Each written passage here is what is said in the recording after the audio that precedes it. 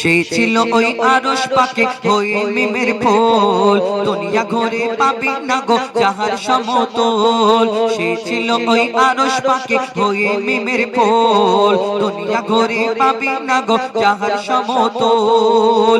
সে ছিল ওই আরশ পাকে হয়ে মিমের ফুল, দুনিয়া ঘুরে পাবি না গো যাহার সমতল। সে আসার পরে পড়ছে দেখো, আসার পরে পড়ছে দেখো সারা জগৎ কোল।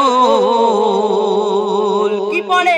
বলে লা ইলাহা ইল্লাল্লাহু মুহাম্মদ রাসূল, লা ইলাহা ইল্লাল্লাহু মুহাম্মদ রাসূল। মা আমিনার দোলাই দেখো দোলে মিমের ফুল, দুনিয়া ঘুরে পাবি না গো যাহার সমতল। একদিন মা আমিনার ঘরে আমার নবীকে আল্লাহ যখন পাঠালেন, মা আমিনা বড় চিন্তা করে। কেন? তখন সেই সময় নিয়ম ছিল, কোন ঘরে বাচ্চা কাচ্চা জন্মগ্রহণ করলে একটা দুধ মা, দাই মারা এসে বাচ্চাটাকে নিয়ে যেত, দুধ পান করিয়ে তাকে লালন পালন করে বড় করে আবার ফিরিয়ে দিত মায়ের কোলেতে, আর তার বাপ তার বিনিময়ে কিছু পয়সা করি কিছু জিনিসপত্র দিত। কিন্তু আমার নবীকে যখন আল্লাহ পাঠালেন মা আমিনার ঘরে, তার আব্বা জান ছিলেন না। মা আমিনা বড় চিন্তা করে, আল্লাহ এত সুন্দর একটা বাচ্চা দিয়েছো, কিন্তু এর আব্বা নেই, আমি কেমন করে মানুষ করব, কেমন করে লালন পালন করব? আল্লাহর তরফ থেকে তখন খবর আসে, মা আমিনা তুমি চিন্তা করো না। কি খবর? কবি ছন্দের মাধ্যমে লিখছে দেখো। পিতার ছায়া ছিল না মাথায়, নবী জন্ম নিল যখন, শুধু ছিল মা আমিনা, ছিল না ভাই বোন। শুধু ছিল মা আমিনা, ছিল না ভাই বোন। নবী জন্মকালে এতিম বলে মা আমিনা ভাবে, নবী জন্মকালে এতিম বলে মা আমিনা ভাবে, আমি করব কেমন লালন পালন, খোদা গো কি হবে? আমি করব কেমন লালন পালন, খোদা গো কি হবে? তখনই এক খবর আসে, শোনো আমিনা বিবি, তখনই এক খবর আসে, শোনো আমিনা বিবি, তোমার কোলে নাজিল হলো খোদার শ্রেষ্ঠ নবী। আল্লাহ স্বয়ং তার লালন পালনে নিয়েছে গোভার, আর জিবরিল আমিন থাকবে হয়ে ওর পাহারাদার। ও সৃষ্টি কুলের শিরোমণি, সৃষ্টি কুলের শিরোমণি হবে নবী কুলের মোল। দুনিয়াতে যার নাম হবে মুহাম্মদ রাসূল, দুনিয়াতে যার নাম হবে মুহাম্মদ রাসূল। মা আমিনার দোলাই দেখো দোলে মিমের ফুল, দুনিয়া ঘুরে পাবে না গো যাহার সমতল। এই বিনা দানার খেজুর কি করে হলো, কবে থেকে হলো? আমার নবী যখন দ্বীন প্রচার করে, ইসলাম প্রচার করে, কলমা প্রচার করে, তখন কত বেদিনরা কত আঘাত করতো আমার নবীকে। কেউ পাথর ছুঁড়ে মারতো, কেউ পাগল বলে, কেউ পাগল বলে চেঁচাতো, আবার কেউ নাড়ি ভুঁড়ি চাপিয়ে দিত আমার নবীর গায়েতে, কেউ পাগল বলে তাড়া করতো।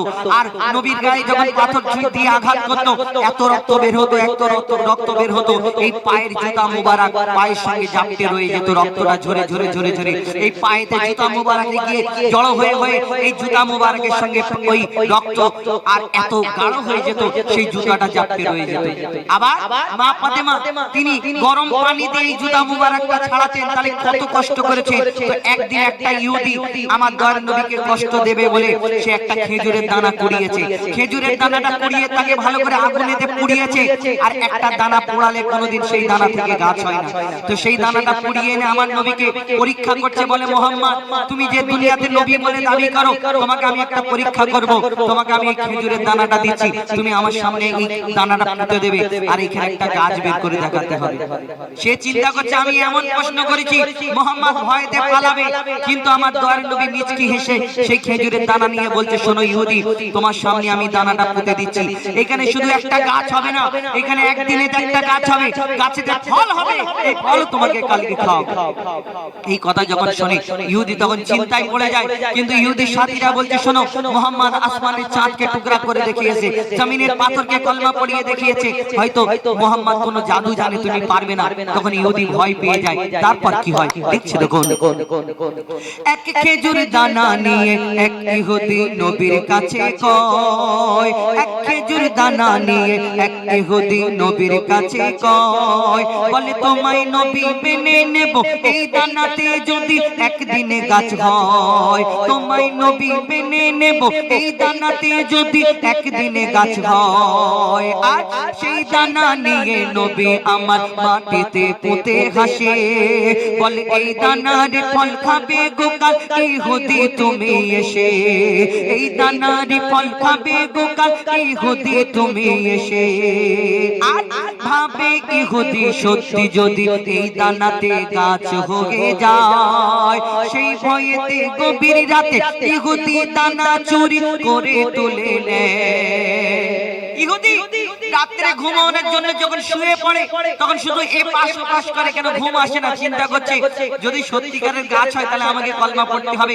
ইহুদি রাতে গভীর রাতে আস্তে আস্তে টুকটুক করে যায় আমার নবী যেখানে দানাটা পুঁতেছিল সেইখানে পৌঁছে গিয়ে দানাটা চুরি করে তুলে নেয় চিন্তা করছে এবার মুহাম্মদ কি করে গাছ বের করে দেখে আমিও দেখি আর আল্লাহ তাকে সম্মান দেয় কে তাকে অসম্মান করতে পারে তারপর কি হয় লিখছে দেখো ভাবে ইহুদি সত্যি যদি এই দানাতে গাছ হয়ে যায় সেই ভয়েতে গভীর রাতে ইহুদি দানা চুরি করে তুলে নেয় সেই ভয়েতে গভীর রাতে ইহুদি দানা চুরি করে তুলে নেয় পরের দিনে সেই ইহুদি নবীর সাথে গাছ দেখতে যায় পরের দিনে সেই ইহুদি নবীর সাথে গাছ দেখতে যায় গিয়ে দেখে সেথায় গাছ হয়ে ফল ভরে রয় নবী তাকে নিজের হাতে সেই গাছের খেজুর খেতে দেয় আর খেজুর খেয়ে বলে ইহুদি এর দানা কোথায় আমার নবী সেই গাছ থেকে খেজুর পেড়ে তাকে দিচ্ছে আর সে খাচ্ছে একটা দুটো তিনটে চারটে খাওয়ার পরে দেখছে খেজুর ঠিক আছে মিষ্টি আছে সব আছে ডুপ্লিকেট খেজুর না তো প্লাস্টিকের খেজুর না তো আমার দয়ার নবী খেজুরটাকে পেড়ে দেয় সে খাচ্ছে আর খেয়ে দেখছে সব আছে কিন্তু খেজুরের মধ্যে দানা নেই সেই গাছের খেজুরটা দানা নেই তখন আমার নবীকে প্রশ্ন করছে বলো মুহাম্মদ আরবের বুকে এত গাছ আছে সব গাছের মধ্যে খেজুরের দানা যদি হয় সব খেজুরের মধ্যে যদি দানা হয় তাহলে এই তোমার গাছেতে খেজুর হলো কিন্তু খেজুরের মধ্যে দানা নেই কি ব্যাপার আমার দয়ার নবী কোনোদিন কারোকে কষ্ট দিতেন না তাকে বলবে যে তুমি চুরি করেছো না আমার নবী তাকে কি উত্তর দেয় আর শেষ পর্যন্ত কি হয় লিখছে দেখুন সেই খেজুর খেয়ে বলে ইহুদি এর দানা কোথায় নবী বলে যে গাছের দানা নবী বলে যে গাছের দানা রাতে চুরি হয়ে যায় নবী বলে যে গাছের দানা রাতে চুরি হয়ে যায় সেই বিনা দানার গাছের খেজুরে দানা কি আর হয় ইহুদি তখন স্বীকার করে ইহুদি তখন স্বীকার করে মোর নবীর কাছে বল ইহুদি তখন স্বীকার করে মোর নবীর কাছে বল আর কি বলে তুমি খোদা সত্যি নবী মুহাম্মদ রাসূল তুমি খোদা সত্যি নবী মুহাম্মদ রাসূল পড়ে নাই লা ইলাহা ইল্লাল্লাহু মুহাম্মদ রাসূল মা আমিনার দোলাই দেখো দোলে মিমের পোল দুনিয়া ঘুরে পাবি না গো যাহার সমতল মা আমিনার দোলাই দেখো দোলে মিমের পোল দুনিয়া ঘুরে পাবি না গো যাহার সমতল এবার আরো একটি ঘটনামূলক গজল তুলে ধরবো তারপরে আমরা শেষের দিকে যাব কটা বাজে